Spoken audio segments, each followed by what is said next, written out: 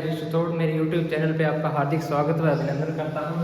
मैंने पीछे 2-3 नस्लें करवा दी है गाय भैंसों की, और उसके बाद के अंदर ये अपनी नेक्स्ट भैंस है मेहसाणा।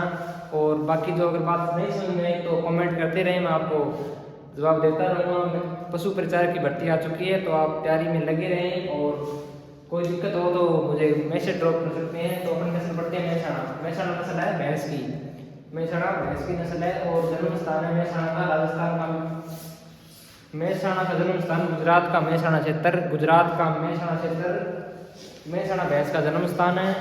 और राजस्थान में गुजरात के सीमावर्ती इलाकों में पाई जाती है। मेहसाणा भैंस राजस्थान के अंदर गुजरात के सीमावर्ती इलाकों में पाई जाती है। सीमावर्ती इलाकों का मतलब हो गया जालौर और सांचौर।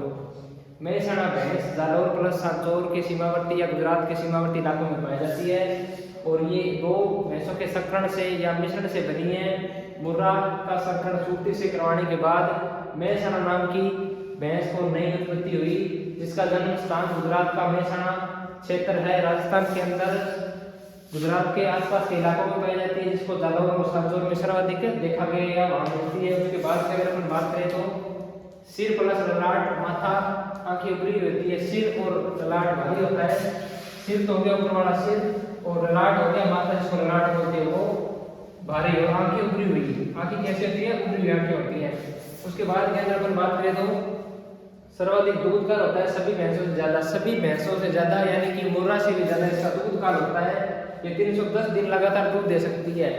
मेहसाणा भैंस 310 दिन तक लगातार दूध दे सकती है। उसके बाद के अंदर सींग इसके मध्यम आकार के होते हैं और पीछे जाकर मुड़े हुए। सींग मध्यम आकार के, पीछे जाकर मुड़े हुए से मुर्रा की तरह सींग मध्यम आकार के और पीछे की तरह जलेबी नुमा मुड़े हुए होते हैं।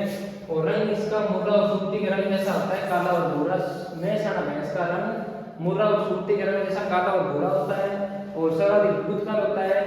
और दूध के अंदर वसा की मात्रा 7 से 8% पाई जाती है। मेहसाणा भैंस के अंदर दूध की वसा 7 से 8% पाई जाती है। और दूध उत्पादन मेहसाणा भैंस का 1200 से 1700 लीटर होता है प्रति ब्यात काल। ब्यात काल मैंने आपको बताया। नर का भार होता है 500 kg, मादा का भार होता है 450 kg। और दूध के अंदर वसा की मात्रा 7.5 से 8.5% या 7 से 8% होती है। याद रखने वाली बात अपने जो पेपर के अंदर आएगी, उसके अंदर सर्वाधिक दूध काल कौन सी भैंस का होता है? तो मेहसाणा का होता है। और ललाट के भारी ऊपरी होती है।